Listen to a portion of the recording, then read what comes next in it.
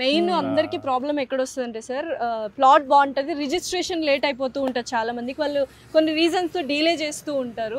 So ఇక్కడ కొంచెం insecure గా ఉంటుంది చాలా మంది చాలా, ఎందుకంటే లాక్స్ అమౌంట్ కాబట్టి. సో ఆ రిజిస్ట్రేషన్ పాయింట్ అనేది మీరు ఎలా తీసుకొస్తారు? మాది ఎన్ఆర్ఐ ప్రాజెక్ట్స్ అంటేనే రిజిస్ట్రేషన్, స్పాట్ రిజిస్ట్రేషన్ మేడం. ఈ రోజు మనం ఫుల్ పేమెంట్ చేస్తే రేపు డ్రాఫ్ట్ రెడీ చేయటం, ఎల్లుండే రిజిస్ట్రేషన్ చేయటం, అది రెగ్యులర్ గా జరుగుతూనే ఉంది. సో ప్రాజెక్ట్ హైలైట్స్ అయితే మాకు అసలు చాలా చక్కగా కనిపిస్తున్నాయి కదా మ్యామ్. రోడ్స్ గానీ మనకు ఫస్ట్ ఇది మనం బీటీ రోడ్ అనుకున్నాం మేడం. సరే ఎంత మంచి వెంచర్, మనకి హైవే కస్టమర్లకు ఇస్తున్నాం, అయితే అయింది 50-60 లక్షలు ఎక్కువ అవుతుంది కానీ సీసీ రోడ్ ఇద్దామని చెప్పి మొత్తం సీసీ రోడ్ చేపిస్తున్నాం. 40-33 రోడ్స్, అండర్ గ్రౌండ్ డ్రైనేజ్ ఉంది, మనం ఎలక్ట్రిసిటీ ఆల్రెడీ 6 o'clock ఆటోమేటిక్ లైట్లు వెలుగుతాయి.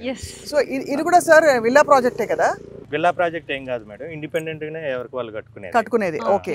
అయితే మరి అక్కడ ఘట్కేసర్లో అంత సక్సెస్ఫుల్ గా మీరు విల్లా ప్రాజెక్ట్ చేశారు, అక్కడ నిజంగా క్రమక్రమంగా మీ డెవలప్మెంట్ అంతా నాకు అప్డేట్స్ అందుతున్నాయి. నేను ఫస్ట్ వచ్చినప్పటికీ, సుమన్ టీవీ వచ్చినప్పటికీ, తర్వాతకి చాలా బ్యూటిఫుల్గా చేశారండి అసలు. సో ఇక్కడ కూడా ర్యాపిడ్గా డెవలప్ అయిపోతుందని చెప్పొచ్చా? ఈ చుట్టుపక్కల ప్రాంతం ఇప్పుడు మనకి కొన్ని ఇళ్ళు కనిపిస్తున్నాయి, అండ్ కొండలు గుట్టలు, బోల్డని చెట్లు, అసలు హాయిగా ఒక ఇక్కడ నుంచి లోపలికి 3 kilometers అవతలండి ఆ ఇల్లులు కనపడేది. ఇటు నుంచే దారి మన అంటే ఒక వైపు ఏమో రెసిడెన్షియల్ బిల్డప్ ఏరియా లాగా ఉంది, ఇంకో వైపు ప్రకృతిని ఎంజాయ్ చేసేలాగా కొండలు, ఇలా అంత peaceful environment, at the same time facilities అనేవి మనకు చాలా చక్కగా. అసలు మనకి నచ్చిందంటే కస్టమర్లకు నచ్చుతుంది మేడం.